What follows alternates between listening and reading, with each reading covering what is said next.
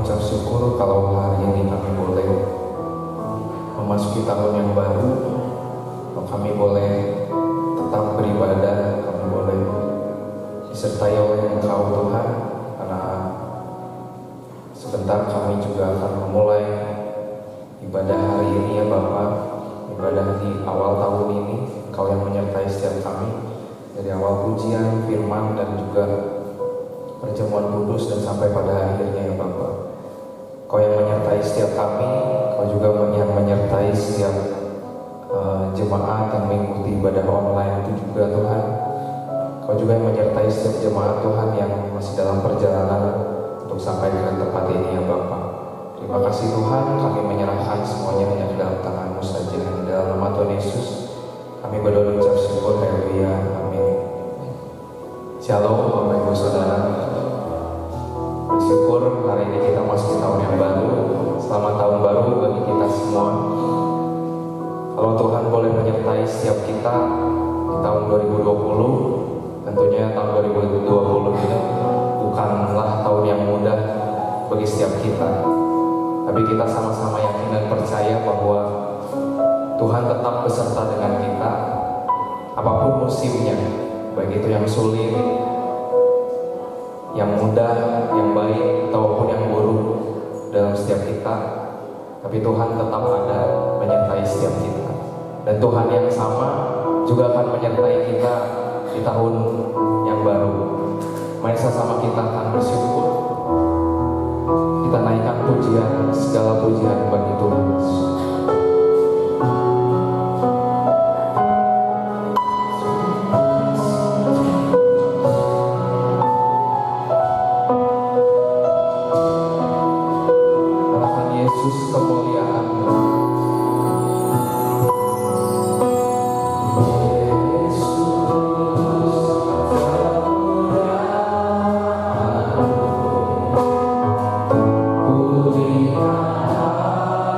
Hati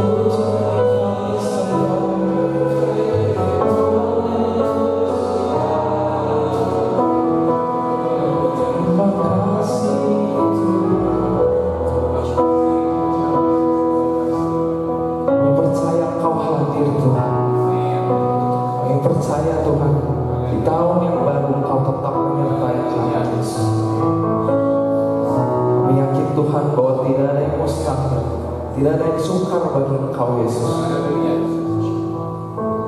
Kalau kami boleh melewati masa-masa yang sulit, tapi kami percaya Tuhan, Engkau nyata dan Engkau berkuasa atas kami, Yesus. Dan tiada yang mustahil bagi Tuhan.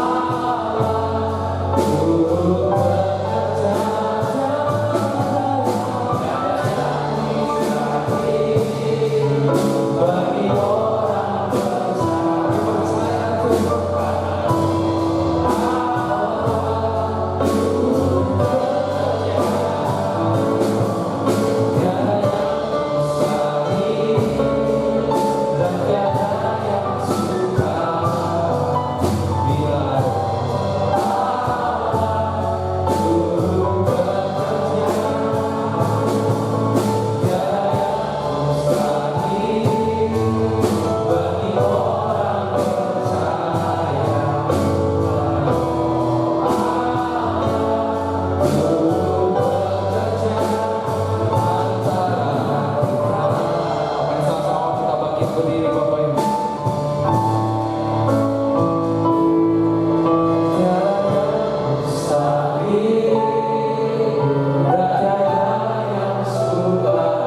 Katakan dengan iman.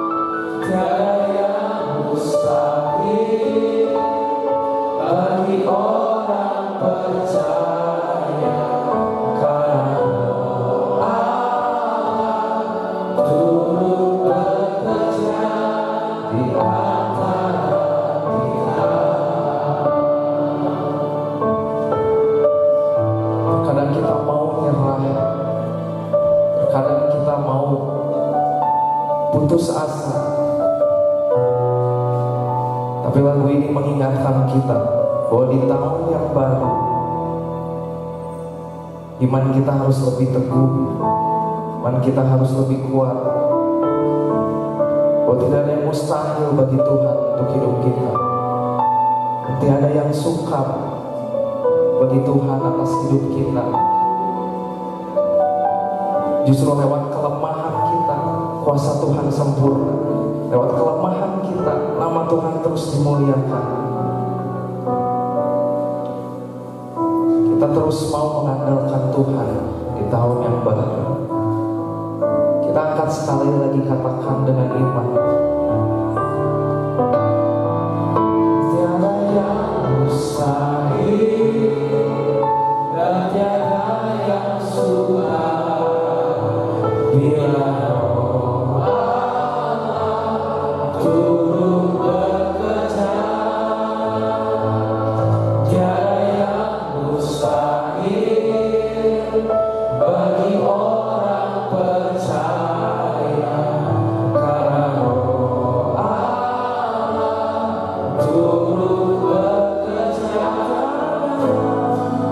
Tiada yang mustahil dan tiada yang sukar bila Roh Allah turun bekerja. Tiada yang mustahil bagi orang percaya, karena Roh Allah turun bekerja. Tiada yang mustahil, tiada yang sukar bila Roh Allah turun bekerja. Tiada yang mustahil dan tiada yang sukar bila Roh Allah turun bekerja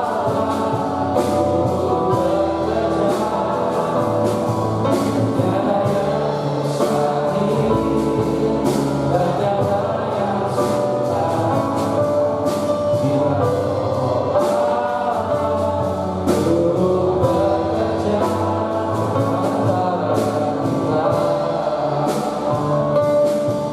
Karena Roh Allah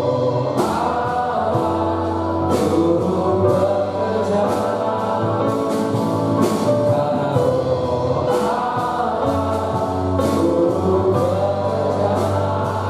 bekerja, karena Roh Allah turun bekerja di antara kita. Bukan kemuliaan bagi Tuhan Yesus. Terima kasih. Tiada yang mustahil bagi Engkau dan tiada yang sukar. Sebentar kami akan mendengarkan firman-Mu ya Yesus. Persiapkan hati kami, bukakan hati setiap kami, agar benih yang ditabur boleh kami tuai di tahun yang baru Tuhan. Terima kasih Yesus. Kami menyerahkan semuanya ke dalam tangan-Mu Yesus. Saya serahkan kepada Bapak Gembala. Nyanyikan menyanyikan satu pujian lagi, memasuki pemberitaan firman Tuhan. Aku siap.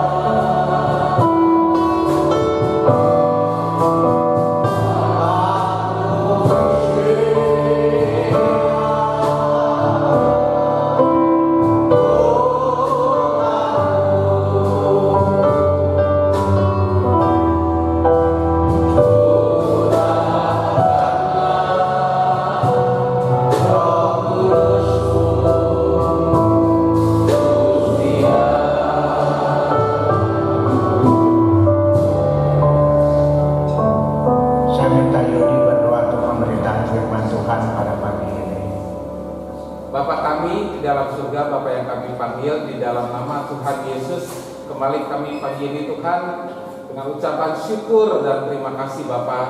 Bahkan kalau kami mengawali ibadah tahun 2021 ini Tuhan, karena berkat anugerah kasih karunia yang begitu melimpah bagi kami Tuhan, kami sangat bersyukur untuk kami punya kesempatan dapat beribadah kembali di tahun ini Tuhan. Alleluia. Tuhan, terima kasih untuk berkat-Mu. Kalau tahun yang lalu telah Kau bimbing, Kau telah menyertai dan memberkati kami. Dan kami punya keyakinan Tuhan, di tahun 2021 ini Engkau Allah yang tetap menyertai kami semuanya Tuhan, dengan berkat Allah yang melimpah-limpah. Terima kasih Tuhan, biarlah pujian yang telah kami sampaikan juga Tuhan menjadi satu dupa yang harum bagi Engkau Bapa. Kalau sebentar kami akan mendengar firman-Mu Tuhan, firman yang mengawali tahun 2021 ini Tuhan. Kami diteguhkan, iman kami mendapatkan ketegaran daripada Engkau Bapa melalui firman yang akan disampaikan oleh hamba-Mu. Biarlah Engkau Allah yang akan mengurapi Bapak Gembala Sidang ini Tuhan dengan hikmat, akal budi, marifat yang daripada Engkau Yesus ya Tuhan yang menyertai hamba-Mu ini Tuhan. Dan biarlah setiap firman yang kami terima menjadi berkat, menjadi jawaban bagi kami semua yang hadir saat ini Tuhan. Terima kasih Tuhan, Kau memberkati hari ini Tuhan. Berkati dan sucikan, kuduskan ruangan ini Tuhan di hadapan Kau Bapa. Dan tutup bungkus oleh kuasa darah-Mu Tuhan. Hanya di dalam nama Tuhan Yesus kami akan mendengarkan firman-Mu Tuhan. Amin. Amin. Silakan saudara duduk kembali. Pagi ini kembali kita akan bersama-sama belajar firman Tuhan, dan biarlah dengan berkat pertolongan Tuhan, firman Tuhan ini bisa menjadi berkat membimbing kita di tahun 2021 ini. Kita akan membaca beberapa bagian pada Alkitab.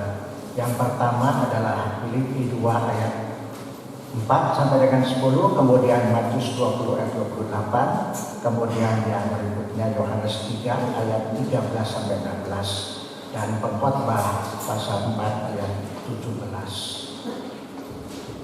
Filipi 2 ayat 4 sampai dengan 10. Dan janganlah tiap-tiap orang hanya memperhatikan kepentingannya sendiri, tetapi kepentingan orang lain juga. Hendaklah kamu dalam hidupmu bersama menaruh pikiran dan perasaan yang terdapat juga dalam Kristus Yesus, dan yang walaupun dalam rupa Allah tidak menganggap kesetaraannya dengan Allah itu sebagai milik yang harus dipertahankan, melainkan telah mengosongkan dirinya sendiri dan mengambil rupa seorang hamba dan menjadi sama dengan manusia. Dan dalam keadaannya sebagai manusia, ia telah merendahkan diri dan taat sampai mati, bahkan sampai mati di kayu salib. Itulah sebabnya Allah sangat meninggikan dia dan mengaruniakan kepadanya nama di atas segala nama, supaya di dalam nama Yesus bertekuk lutut segala yang ada di langit dan yang ada di atas bumi dan yang ada di bawah bumi. Matius 20 ayat 28. Sama seperti anak manusia datang bukan untuk dilayani, melainkan untuk melayani dan untuk memberikan nyawanya menjadi tebusan bagi banyak orang. Pengkhotbah 4 ayat 17. Jagalah langkahmu kalau engkau berjalan ke rumah Allah. Menghampiri untuk mendengar adalah lebih baik daripada mempersembahkan korban yang dilakukan oleh orang-orang bodoh, karena mereka tidak tahu bahwa mereka berbuat jahat. Satu lagi, Yohanes pasal 3 ayat 13 sampai dengan 16. Yohanes 3 ayat 13 sampai dengan 16. Tidak ada seorang pun yang telah naik ke surga selain daripada Dia yang telah turun dari surga, yaitu Anak Manusia. Dan sama seperti manusia meninggikan ular di padang gurun, demikian juga Anak Manusia harus ditinggikan, supaya setiap orang yang percaya kepadanya beroleh hidup yang kekal. Karena begitu besar kasih Allah akan dunia ini, sehingga Ia telah mengaruniakan Anaknya yang tunggal, supaya setiap orang yang percaya kepadanya tidak binasa, melainkan beroleh hidup yang kekal. Amin. Sampai di sini pembacaan firman Tuhan. Saudara, pada pagi ini sebelum kita memasuki perjamuan kudus, kita akan bersama-sama belajar firman Tuhan. Dan semoga dengan berkat Tuhan, firman Allah ini sungguh-sungguh akan menjadi penolong dalam kehidupan kita, menjadi kepada Tuhan. Temanya adalah teladan hidup Yesus bagi orang-orang percaya. Sekali lagi, teladan hidup Yesus bagi orang-orang percaya. Banyak orang berpikir teladan itu bisa menjadi berkat kalau kita melihat dengan mata kepala sendiri. Yang pertama kita melihat di sini yang disebut orang-orang percaya itu Yesus pada zamannya itu, yang bersama-sama dengan Yesus membimbing mereka dengan kebenaran firman Tuhan dan juga teladan hidupnya. Tapi walaupun mereka itu dekat dengan Tuhan, dikasih oleh Tuhan luar biasa, tapi masih ada orang yang tidak percaya kepada Tuhan Yesus, dan kemudian pemilihannya dengan motivasi yang tidak benar. Apalagi kalau kita tidak melihat kenyataan-kenyataan yang dilakukan dalam firman Tuhan. Mungkin ada banyak orang cuma ya, kalau misalnya di gereja amin, gitu. Tapi di dalam kehidupan sehari-hari kita belum bisa memastikan bahwa orang itu sungguh-sungguh mengasihi Tuhan, percaya kepada Tuhan. Siapa murid Tuhan yang dikasih oleh Tuhan, sama-sama seperti murid yang lain, tetapi berakhir dengan hal yang baik. Siapa, saudara? Siapa? Karena dari 12 murid Tuhan itu, ya, Yudas Iskariot, dia sama dikasihi oleh Tuhan, dibimbing, diarahkan melalui kebenaran firman Tuhan. Tapi selama hidupnya mengiring kepada Tuhan, dia tidak pernah menyimpan firman Tuhan di dalam hatinya. Dan kemudian berakhir dengan kematian yang sangat menyedihkan. Lalu untuk apa? Dia mengikut Tuhan Yesus untuk satu hal yang dikejar oleh dunia ini. Dia mengharapkan hal-hal yang duniawi, yaitu materi. Sebab dia melihat di dalam perjalanan hidup Yesus di dalam dunia ini, Yesus dielu-elukan oleh orang-orang Israel, orang Yahudi. Ya, waktu datang ke Yerusalem, dielu-elukan, dia dianggap sebagai raja orang Israel. Jadi kalau dia raja, dia pasti kaya, dia pasti bisa memberikan apapun. Dan Yudas berpikir kalau dia kaya, saya adalah menteri keuangan, saya akan menjadi kaya. Sebab selama ini dia memegang pundi-pundi, ya, dalam perjalanan Yesus ini. Tuhan Yesus tidak mengurus itu, tapi Yudas yang mengurus pundi-pundi keuangan untuk setiap belanja dan sebagainya ini. Dan firman Allah mengatakan Yudas itu seringkali berbuat tidak benar, mengambil untuk kepentingan diri sendiri.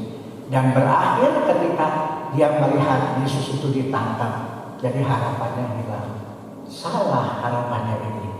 Dan dia pergi meninggalkan itu. Sebelumnya dia membawa uang 30 keping perak, harga seorang budak yang dia terima dari imam-imam yang memberitahukan di mana Yesus berada pada saat itu. Dia berada di Taman Getsemani, dan itu adalah akhir dari perkumpulan Tuhan Yesus dalam doa sebelum dia disalibkan. Ditangkap dan kemudian Yudas Iskariot ini kembali ke bait Allah. Ini uang itu. Dia lemparkan uang itu dan kemudian dia pergi meninggalkan tempat itu. Berbuat apa?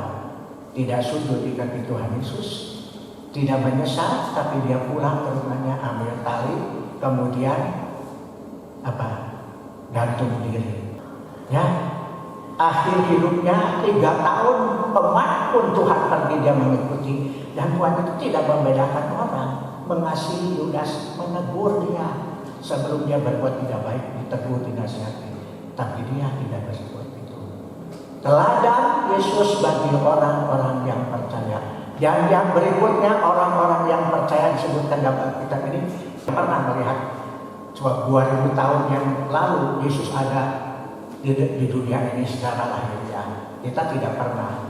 Tapi kita ini adalah orang-orang yang percaya karena Tuhan sendiri yang sudah memanggil kita dari kegelapan dosa kepada terang Kristus, yang disebut kemudian namanya adalah gereja.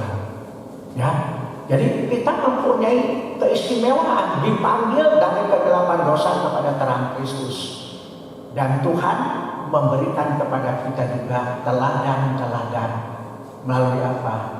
Melalui firman Allah. Semua, ya tidak semua, teladan Tuhan Yesus ditulis di dalam Alkitab, dikenal oleh murid-murid Tuhan dan juga dikenal oleh orang-orang yang percaya kalau mau mendalami firman Allah.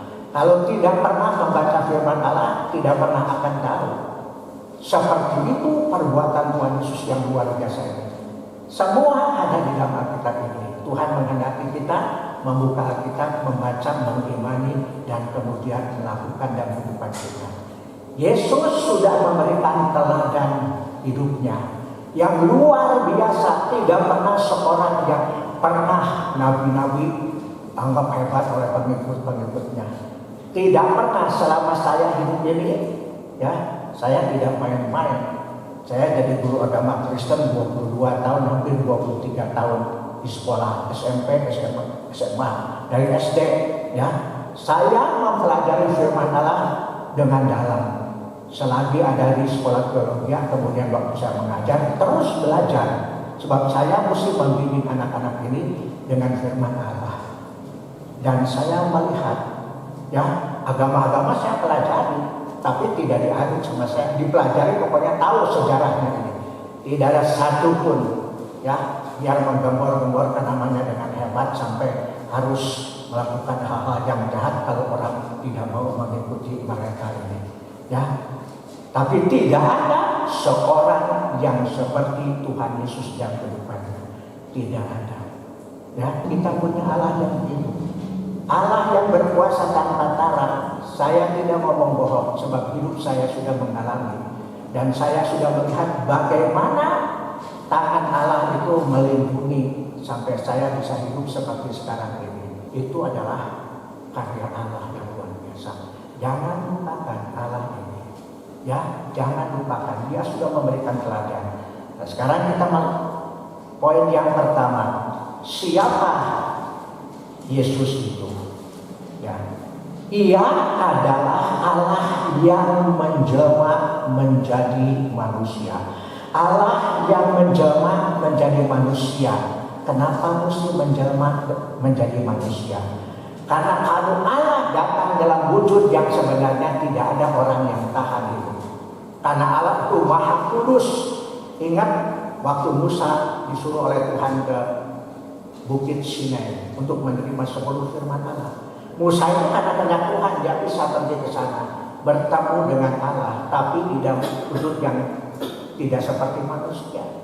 Ya, dalam kemuliaannya. Sebab itu Allah berkata kepada Musa, suruh orang Israel memagari seluruh bukit itu. Tuhan berkata kepada Musa, suruh pagari sekeliling itu. Tidak boleh ada orang yang masuk melewati pagar ini. Siapa yang berani masuk melewati ini, dia akan mati. Kuasa Allah akan membunuh dia. Sebab tempat itu maha suci. Allah hadir di sana. Jadi tidak bisa. Jadi untuk bisa bergaul dengan manusia secara dekat, Allah itu menjelma menjadi manusia. Luar biasa kan? Allah yang begitu mulia, Allah yang begitu maha kudus mau menjelma menjadi manusia. Ini perbedaannya dengan agama lain, tidak ada. Allah seperti itu, menjelma menjadi manusia supaya bisa bergaul akrab dengan manusia. Yohanes 1 ayat 1. Yohanes 1 ayat 1. Pada mulanya adalah firman. Firman itu bersama-sama dengan Allah, dan firman itu adalah Allah. Firman itu adalah Allah. Dia adalah Allah, Yesus itu. Ya, Allah Tritunggal. Kita pernah dapat kitab Allah itu sebagai Allah Tritunggal. Ya, Dia adalah Allah yang menjelma menjadi manusia. Kemudian yang kedua, anak Allah yang tunggal. Kita membaca Yohanes pasal 1 ayat 14 dan ayat 18. Yohanes 1 ayat 14 dan 18.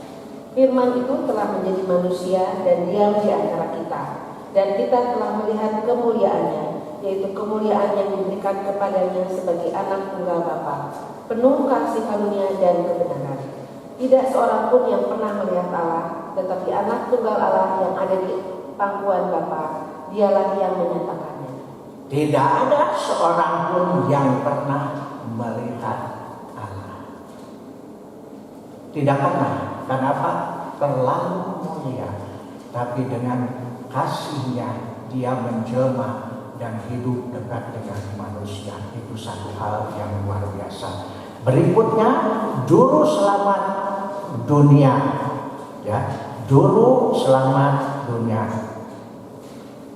Kita membaca ya, juru selamat dunia. Kita ingat Yohanes 3 ayat 16, karena demikian Allah mengasihi isi dunia ini sehingga dia karuniakan anaknya supaya barang siapa yang percayakan dia jangan binasa melainkan beroleh hidup yang kekal. Beroleh hidup yang kekal. Ya. Iya, juru selamat kita ini. Yang berikutnya, jalan keselamatan dan hidup. Yohanes 4 ayatnya yang ke-16. 14 ayat 6 terbalik. Yohanes 14 ayat 6. Dan kata Yesus kepadanya, Akulah jalan dan kebenaran dan hidup. Tidak ada seorang pun yang datang kepada Bapa kalau tidak melalui Aku. Dengar baik-baik. Aku inilah jalan. Bukan jalan seperti Galuna, ke Jendela Sudirman, jalan. Ya, itu tempat orang berpijak dan kemudian berjalan ke sana. Jalan berarti satu-satunya untuk bisa menyelamatkan dirinya dan kemudian masuk ke surga hanya melalui Tuhan Yesus. Tidak ada seorang nabi yang pernah dituliskan di dalam dunia ini dia dikatakan jalan keselamatan dan hidup. Hanya Tuhan Yesus. Sebab di dalam diri dia itu adalah karunia untuk memberikan keselamatan kepada kita sekalian. Aku inilah jalan, ya, keselamatan dan hidup yang kekal. Tidak ada seorang pun bisa datang kepada Tuhan tanpa Tuhan Yesus Kristus. Jadi saudara harus mengenal ini. Lalu siapa lagi? Yesus itu, dia adalah guru. Waktu ada di dalam dunia ini, dia mendidik sungguh-sungguh. Saudara, luar biasa. Kalau kita membaca di dalam Alkitab, Tuhan Yesus ya berdiri di sebuah bukit, di bawahnya itu berkumpul orang. Ribuan orang berkumpul di sana dari pagi sampai sore. Luar biasa. Ini kuasa Allah berkumpul, mereka mendengarkan apa yang diberitahukan oleh Tuhan Yesus. Tidak ada seorang yang pernah seperti itu. Terus dari pagi sampai sore dia berdiri di sana, mengajar umat-umat yang mau datang mendengarkan firman Tuhan. Perlu makan nggak mereka? Seharian. Perlu makan. Kata Tuhan, berikan kepada mereka makanan sebelum mereka pulang dari tempat ini. Pagi sampai sore tidak makan. Kata murid-muridnya, roti yang harganya sekian itu tidak cukup untuk orang sekian ini. Tapi ada seorang anak mempunyai berapa roti? 5 ketur roti dan 2 ekor ikan. Dari tadi anak ini punya makanan tapi nggak makan. Aneh kan? Padahal lapar tapi tidak pernah makan. Lalu ada murid Tuhan sana. Kata Tuhan, bawa roti ini ke sini. Diminta. Kira-kira gimana? Saudara, kaji aja nanti kalau misalnya di rumah saudara punya cucu ya, yang sudah punya cucu, kalau punya anak masih kecil, kasih sama saudara sesuatu. Lalu kemudian ada kan pentak dia gitu, mau nggak kasih? Kadang-kadang nggak mau. Nah tapi anak ini nggak makan dari pagi, dibekali sama ibunya sama itu. Tapi waktu Tuhan berkata ambil roti itu bawa ke sini, diminta sama muridnya, dikasih. Lalu di tangan Tuhan setelah Tuhan berdoa, bagikan roti ini. 5 ketur roti kecil-kecil dan 2 ekor ikan makan. Dibagikan untuk sekian ribu orang. Disebutkan ya bulatnya itu 5.000 orang. Makan sehingga kenyang dan masih ada sisanya. Sisanya dari mana? Itu yang tadi dibagi itu sepotong-sepotong berulang kali. Coba roti ini pecah sedikit berulang kali dan mereka sudah makan kenyang, itu masih dipegang rotinya. Kata Tuhan, kumpulkan, jangan dibuang dengan sia-sia. Dari 5 ketur roti, 5.000 orang makan, sisanya 12 keranjang. Luar biasa. Ini guru ini luar biasa. Tidak ada seorang seperti itu di dalam dunia ini. 12 keranjang dan mereka baru pulang kembali. Dia guru dan Tuhan. Selain guru, dia Tuhan. Saudara yakin kepada Tuhan Yesus? Selama saudara mengiring kepada Tuhan menjadi orang Kristen, sudahkah saudara yakin bahwa Yesus adalah juru selamat saya? Saya sudah diselamatkan oleh Tuhan. Itu harus merupakan keyakinan bagi hidup saudara. Jangan hanya datang ke gereja pulang setelah ikut kebaktian lalu tidak terjadi apa-apa. Ingat, teladan hidup Yesus yang diberikan kepada orang percaya. Saudara punya tanggung jawab. Teruskan, teladan apakah yang dinyatakan dalam kehidupannya? Ini satu pertanyaan, teladan apa yang diberikan oleh Yesus di dalam kehidupannya? Saya cuma catat beberapa, sebab kalau kita berpikir ya, teladan Tuhan Yesus ini semua ditulis sampai yang detail ini, tidak ada satu buku yang bisa memuat semua cerita tentang Tuhan Yesus. Jadi yang penting-penting yang rasul-rasul tulis ini ya. Teladan apakah yang Yesus nyatakan dalam hidupnya? Perhatikan, 1, kerelaan hati, tidak suka bermegah-megah, meninggikan diri. Itu yang pertama. Jadi Tuhan ini, sekali lagi, Yesus menyatakan dalam hidupnya kerendahan hati, tidak suka berbantah-bantah, dan tidak suka bermegah diri. Tidak suka berbantah-bantah, rendah diri, rendah hati, bukan rendah diri, rendah hati. Tidak suka berbantah-bantah. Ada banyak orang selama Tuhan Yesus berada dalam dunia ini menghina Tuhan Yesus, mencobai Tuhan Yesus. Satu kali ketika Tuhan Yesus berada di bait Allah, dia sedang mengajar orang seperti saya di sini mengajar, menyampaikan firman Tuhan. Tiba-tiba orang Farisi yang memusuhi Tuhan Yesus datang ke dalam bait Allah. Dan orang Farisi ini berbuat apa? Dia datang tidak datang untuk beribadah, tapi datang untuk melakukan hal-hal yang jahat kepada Tuhan Yesus. Dia menyeret seorang perempuan yang ditangkap berbuat zina, seret ke depan, dihadapkan kepada Tuhan Yesus. Mungkin kalau kasar disuntrukkan, ya, turun sana. Dan mereka berkata, Guru, kami mendapati perempuan ini tengah berbuat zina. Menurut hukum Musa, dia harus dirajam. Bawa keluar kota, lalu kemudian dirajam, dilempari dengan batu. Bagaimana menurutmu? Yesus mengajarkan pengampunan, mengampuni. Saudara, Ingin tahu bagaimana Tuhan Yesus tanggapannya? Waktu diserang demikian, Tuhan Yesus cuma tundukkan kepala. Lalu dia cuma menulis-nulis dengan jarinya di lantai ini. Tidak ditulis dalam Alkitab apa yang ditulis. Tapi saya berpikir ini telunjuk buat menunjukkan. Ya kalau begini siapa yang ditunjuk? Nah Tuhan Yesus itu begini. Nah ini. Seolah-olah keberatan kamu tuh tanah. Kamu tanah, lihat bagaimana kamu bisa melawan aku sebagai Allah, pencipta langit dan bumi ini. Tidak berkata, terus maksa, bagaimana menurut guru? Lalu Tuhan jawab dengan tenang, tidak berbantah-bantah. Kamu kurang ajar dan sebagainya, mengganggu rumah Allah. Kita sedang beribadah sebagai tidak. Dan Tuhan berkata satu kalimat saja. Siapa di antara kalian yang tidak berdosa? Ambil batu, rajam dia. Cuma satu kalimat, lalu apa yang terjadi? Tiap orang keluar, termasuk orang Farisi, tinggal perempuan ini dengan Tuhan Yesus. Di mana mereka? Tidakkah mereka menyalahkan kamu? Tidak. Pulanglah kamu ke rumahmu dan mulai hari ini jangan kamu berbuat dosa lagi. Maha murah, maha pengampun. Saya pernah di gereja didatangi seorang laki-laki. Umurnya beda 6 tahun dengan saya. Dia lebih tua 6 tahun. Dia datang kepada saya, kebetulan saya di gereja sendiri pada saat itu. Dia berkata kepada saya, "Oh, pengen bicara. Ayo, saya ajak masuk ke ruangan, duduk."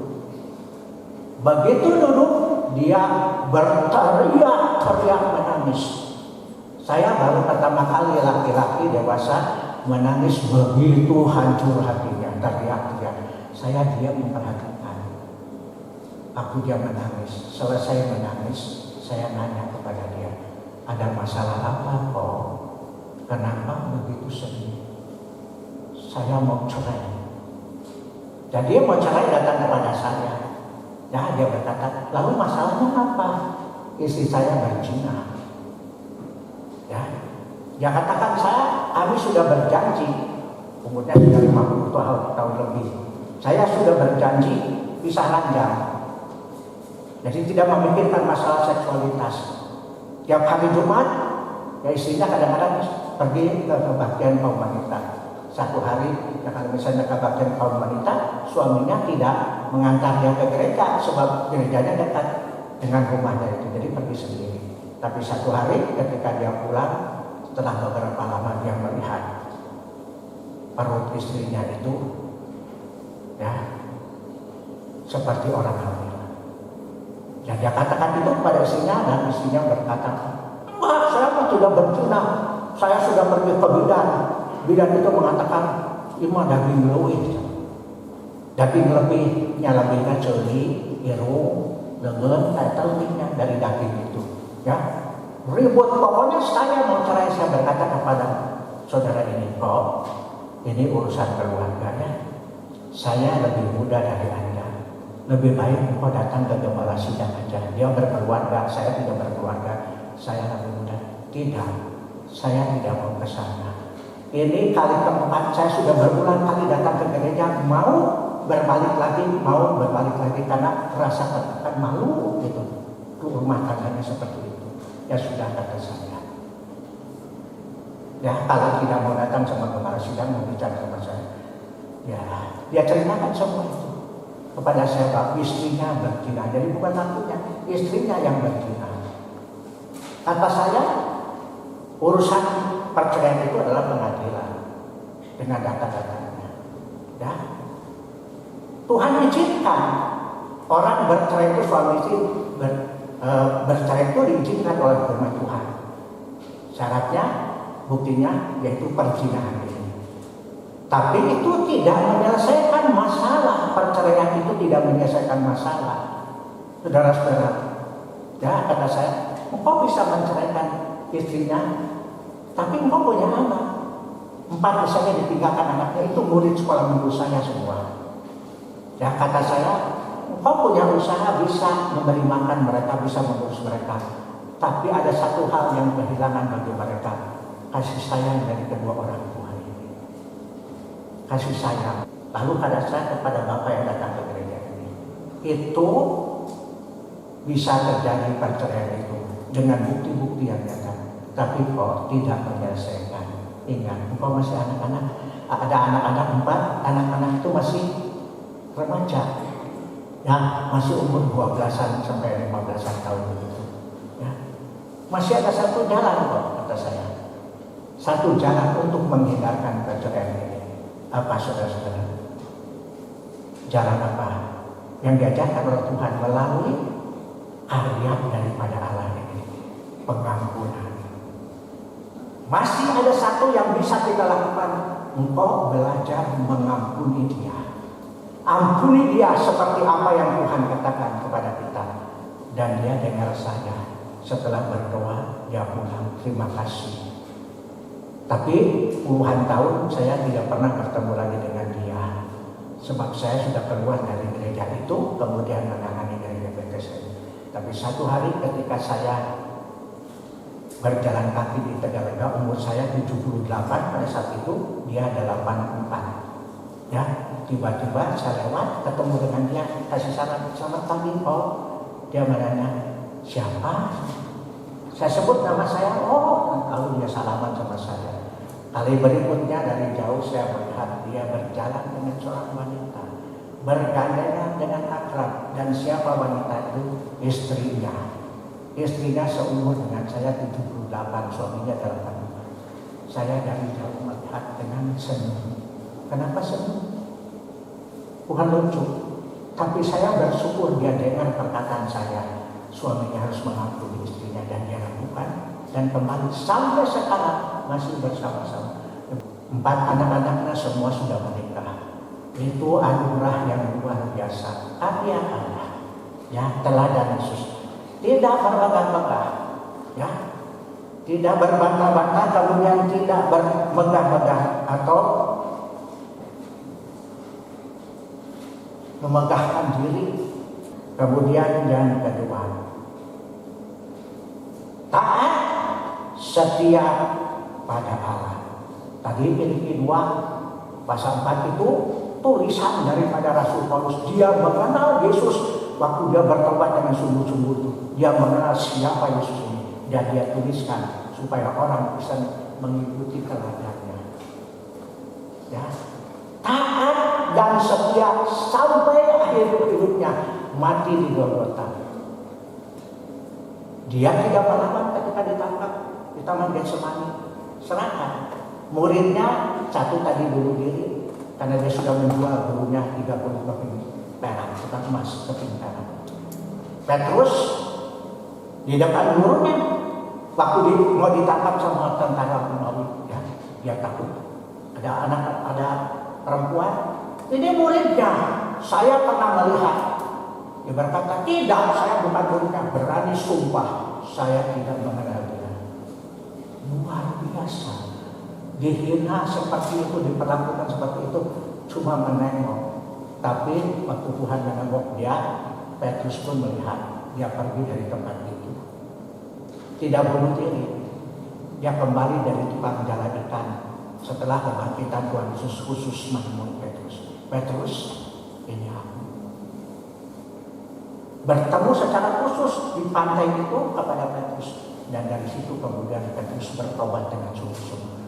Waktu matinya bagaimana? Di dalam sejarah Petrus ditangkap kemudian disalib. Waktu akan disalib seperti biasa begitu. Tapi Petrus berkata, jangan aku disalib dengan kepala di atas, biarkan aku disalib dengan kepala di bawah. Jadi kepalanya di bawah, kakinya di atas. Paulus seperti apa? Dia hamba Allah. Dia luar biasa mengasihi Tuhan ini, dipenggal kepalanya oleh orang Romawi. Karena orang Romawi ini ingin supaya orang-orang Romawi itu berkenan kepada orang Yahudi, jadi melakukan kejahatan. Banyak murid-murid Tuhan seperti ini. Yesus sudah memberikan contoh, dia rela. Ya. Terus rela berkorban dan kemudian mati di salib. Itu teladan yang Tuhan berikan kepada orang-orang percaya. Terus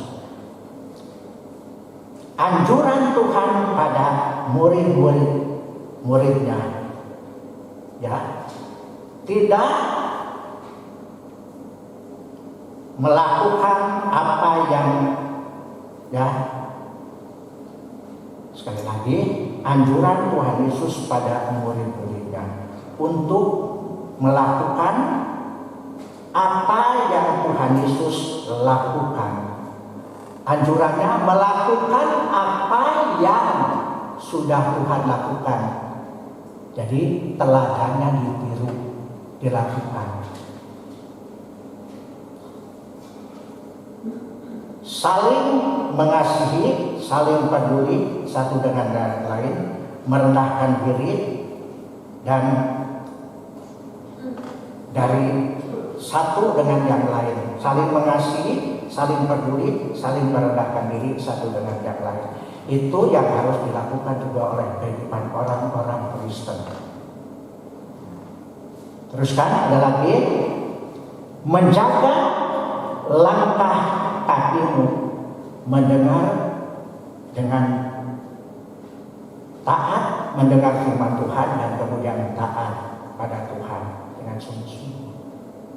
Ya, menjaga langkah kakimu. Jadi kalau saudara mau berjalan kemana itu, saudara mesti ingat dulu.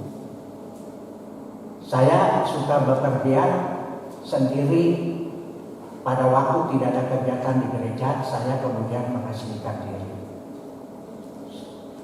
Terakhir waktu saya umur 74 kalau tidak, ya, saya ke Lombok sendirian. Itu ingat saya, Om mau kemana sekarang? Dia panggilnya Om tadi Bapak. Mau kemana Om? Saya mau ke Lombok. Tapi sekarang sudah malam, saya mau nginep dulu di Bali.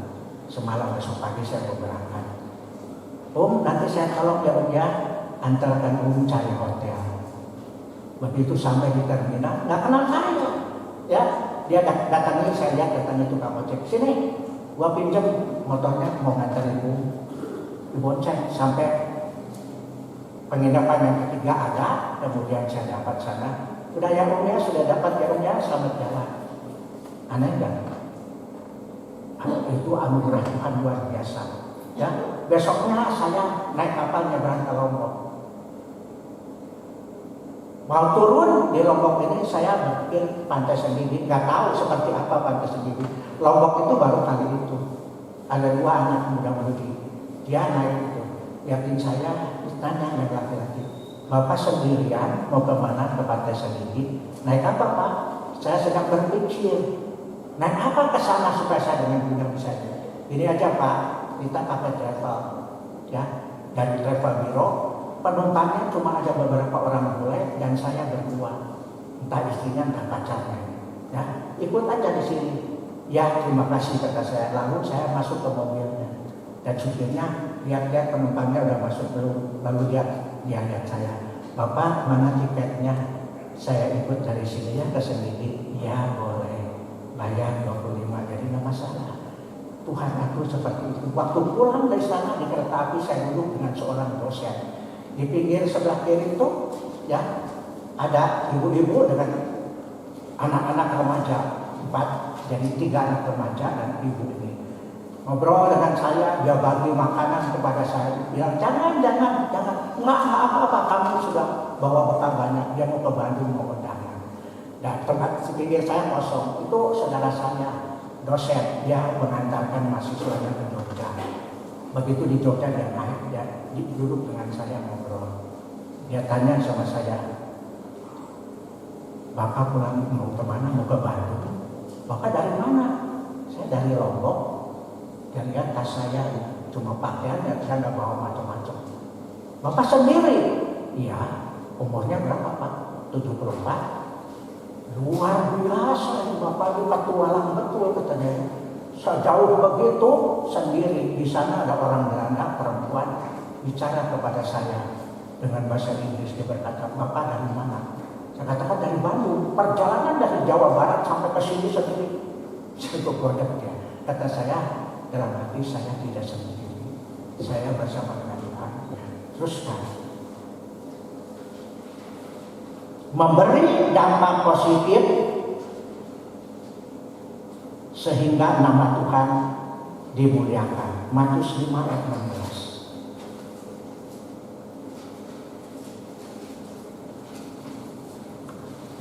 Matius 5:16. Anjuran Tuhan Yesus memberi dampak positif. Matius 5 ayat 16. Demikianlah hendaknya terangmu bercahaya di depan orang, supaya mereka melihat perbuatanmu yang baik dan memuliakan Bapamu yang di surga. Hendaklah terangmu bercahaya-cahaya di hadapan segala orang, supaya dilihatnya kemuliaan Allah, lalu Bapamu yang di surga dimuliakan. Ini yang Tuhan berikan kepada setiap orang percaya kepada Tuhan. Bukan bermegah diri, tapi memberi berkat, menjadi berkat. Di sini, ya, memberi dampak positif bagi orang yang kita temui dimanapun kita berada. Bukan dongeng macam-macam, tapi memberi dampak positif bagi orang-orang yang kita jumpai, yang itu yang menggerakkan hati saya dari muda sampai tua ini. Waktu saya ke Tegalega mula-mula pulang ya kali kedua, rasanya hati ini kosong, gak ada apa-apa. Tapi saya berdoa kemudian kepada Tuhan, izinkan pada lain kesempatan saya ingin memberi dampak positif bagi banyak orang, khususnya orang-orang yang sudah dalam usia lanjut. Yang terakhir kenal dengan saya itu seorang pensiunan Audi, umurnya 70 tahun, beda 10 tahun dengan saya. Waktu itu berjalan dengan istrinya, jalan sendiri, istrinya ngikutin dari belakang, bau. Sekali ketemu, 2 kali diberi salam sama saya, selamat pagi Pak. Jangan nggak nengok itu. Istrinya berkata kepada dia, Pak, itu katanya ucapkan selamat pagi, lalu kemudian dia nengok sedikit, selamat pagi. Tapi bukan akhir, besoknya saya ketemu lagi, dekatin dia, memberi salam. Dan kemudian kenal baik sampai sekarang. Ya, kalau ketemu saudara, dia jalan sendiri sampai sekarang, istrinya sudah meninggal dunia. Waktu saya melihat dia sendiri, Pak, ibunya tidak ikut, sibuk di rumah harus rumah tangga. Mengapa? Ibu sudah meninggal 4 bulan yang lalu.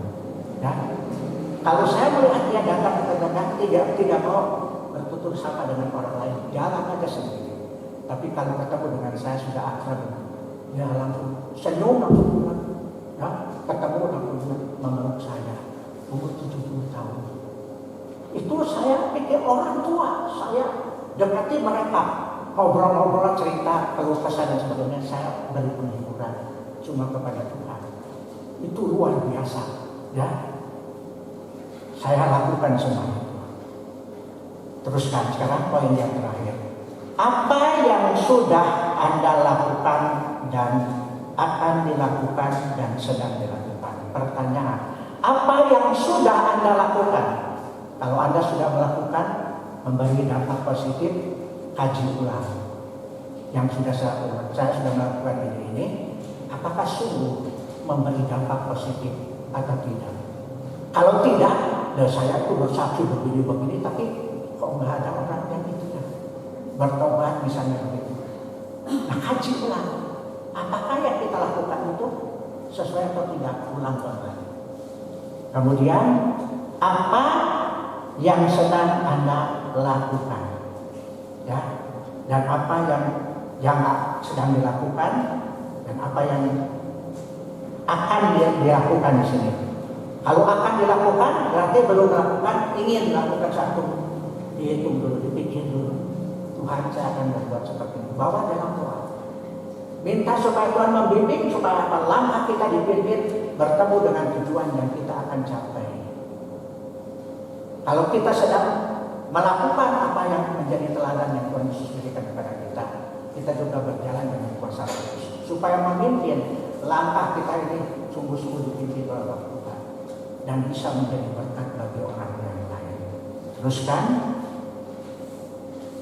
apakah hidup sesuai dengan teladan Yesus yang telah diceritakan, yang telah diberikan padamu? Tidak mudah. Pertanyaan berikutnya, apakah Anda mengikuti teladan hidup Yesus yang sudah diberikan kepada kita? Itu tidak mudah. Tidak mudah. Ya, walaupun kita mengatakan saya orang Kristen sudah puluhan jadi orang Kristen. Ya. Tapi kok aneh gitu. Jadi orang Kristen kok hidupnya kayak begitu. Apa yang sudah dilakukan, apa yang akan dilakukan dan sedang dilakukan. Ya. Kita tidak bergumul sendirian. Jangan takut. Walaupun susah, kita tidak bergumul sendirian. Untuk menjadi berkat, Tuhan akan memimpin. Yang berikutnya, ya,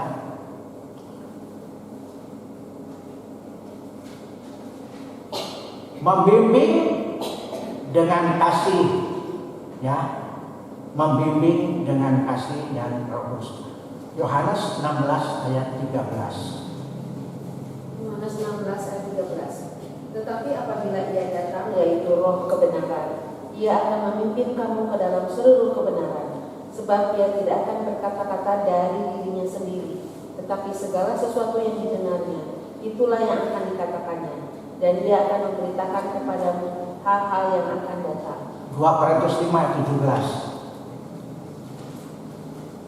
2 Korintus 5 ayat 17. Jadi siapa yang ada di dalam Kristus, ia adalah ciptaan baru. Yang lama sudah berlalu, sesungguhnya yang baru sudah datang. Sulit untuk mengikuti teladan Yesus, tapi Roh Kudus akan membimbing.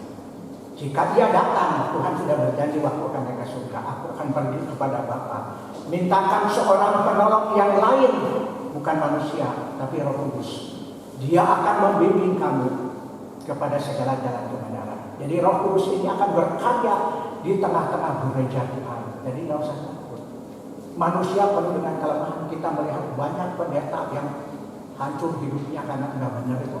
Ya, tidak usah takut. Kalau kita sungguh-sungguh dekat dengan Tuhan ini, ya, dekat dengan Tuhan, Tuhan pelihara, Tuhan lindungi, ya, Tuhan lindungi kita ini. Berikutnya, yang paling penting, ya, percayalah, ya, penyerahan yang sungguh-sungguh kepada Tuhan Yesus, ya, dan taat pada Tuhan Yesus. Dan berikutnya, ya, taat pada Allah dan pada Tuhan Yesus. Kita membaca dulu Matius 6 ayat 23.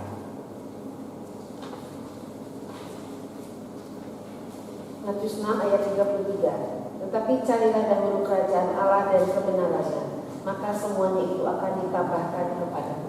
Carilah dahulu kerajaan Allah serta kebenarannya, maka sekaliannya akan ditambahkan kepadamu.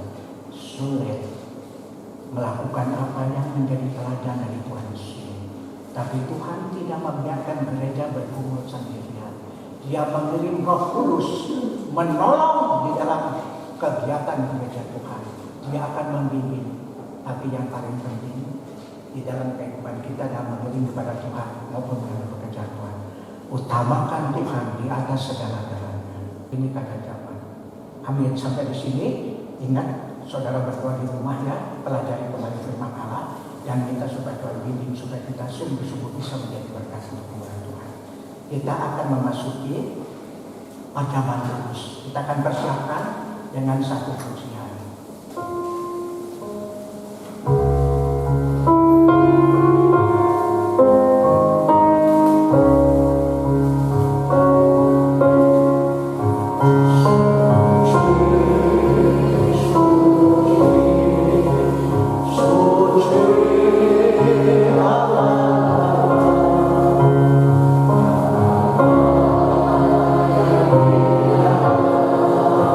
Suci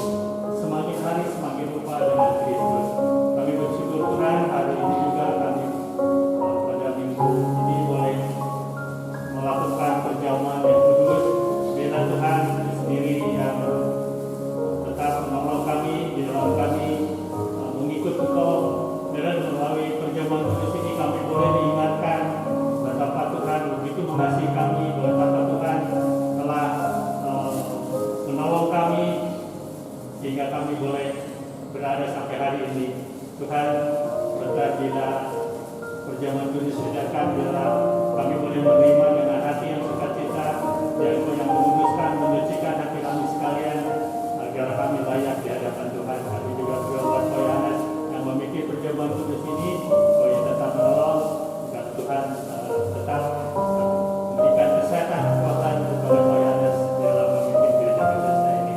Terima kasih Tuhan buat kesempatan di mana kami bisa bersama-sama mengikuti perjamuan kudus ini. Biarlah apa yang Engkau telah lakukan di muka bumi ini, Engkau yang mengasihi kami sepanjang kehidupan kami mau melayani ini semua. Kasih Bapa, dalam nama Yesus Kristus kami mengucap syukur dan berdoa. Amin. Dengarlah firman Tuhan. Yang pertama, saudara-saudara, ketika mereka sedang makan, Yesus mengambil roti, memecah-mecahkannya, lalu memberikan kepada murid-muridnya. Makanlah, inilah tubuhku. Silakan saudara makan.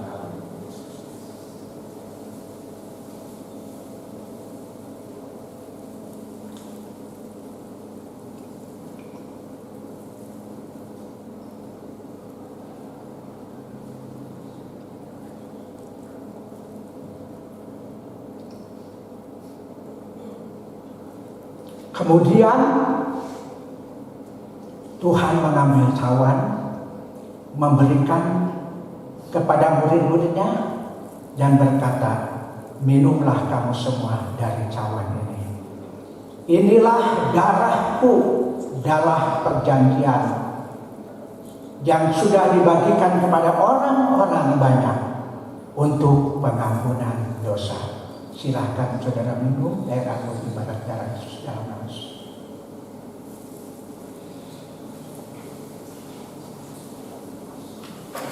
Tetap berdiri, kita akan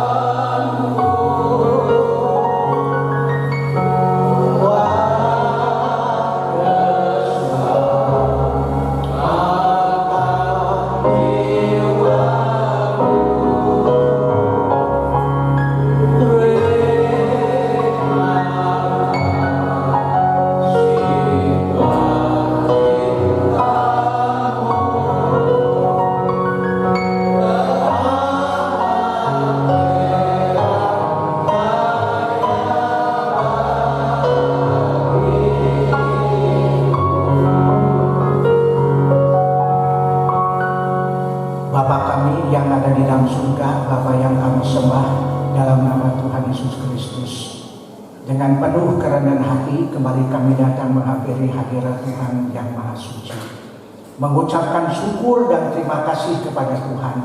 Tuhan sudah memimpin ibadah raya ini dari awal sampai terakhir dengan tidak kurang suatu apapun, dan kami kembali bisa mengingat ya Tuhan teladan yang Tuhan berikan kepada kami, kematian Tuhan di Golgota untuk menebus manusia dari segala dosanya. Terima kasih buat anugerah ya Tuhan, meteraikan firman Allah ini dengan kuasa Roh Kudus, supaya semua sungguh-sungguh bisa tertanam dalam hati kami masing-masing dan menjadi berkat bagi kami sekalian.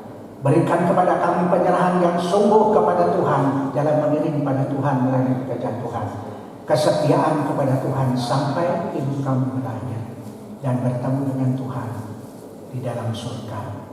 Tuhan berkati juga jemaat kami yang tidak sempat hadir pada pagi ini. Tetap Tuhan memimpin, memelihara, melindungi mereka sekalian, supaya mereka bisa terpelihara di dalam kuasa-Mu di dalam keadaan zaman yang penuh dengan kegelapan ini. Terima kasih buat pertama. Berkati juga setiap anak-anak-Mu yang mengambil bagian di dalam pelayanan pada pagi ini, baik majelis gereja yang sudah menolong membagikan perjamuan kudus, pemain musik, pemimpin pujian, dan juga operator sound system. Semua sudah berjalan dengan baik dengan berkat pimpinan Tuhan. Terima kasih ya Tuhan. Berkati dan sempurnakan semua apa yang sudah kami lakukan pada pagi ini, hanya untuk kemuliaan dan kebesaran bagi nama Tuhan. Dan sebentar kami akan pulang ya Tuhan. Kami mohon Tuhan akan pimpin setiap umat-Mu yang akan meninggalkan rumah Tuhan dalam perjalanan, baik yang dekat maupun yang jauh. Bungkus mereka di dalam kuasa darah Tuhan yang suci dan kudus. Pagari sekeliling hiduplah mereka dengan damai sejahtera dan sukacita surgawi, dan dengan kuasa darah-Mu ya Tuhan, supaya mereka tiba di rumah masing-masing dengan selamat, dan nama Tuhan akan dipuji dan dipermuliakan. Tetap Tuhan pelihara seluruh umat-Mu, seluruh jemaat-Mu di dalam keadaan zaman yang penuh dengan keprihatinan ini. Biarlah kami tetap mau bersandar, mau berharap kepada Tuhan. Terima kasih buat berkat-Mu. Di dalam nama Tuhan Yesus Kristus, Tuhan dan Juru Selamat kami yang hidup, hamba sudah berdoa dan ucapan syukur. Dan sekarang saudara-saudaraku, pulanglah dengan sejahtera. Moga kiranya rahmat Tuhan Yesus Kristus, cinta Allah Bapa dan persekutuan Roh Kudus menyertai sekalian dari sekarang sampai selama-lamanya. Bapa, terima kasih.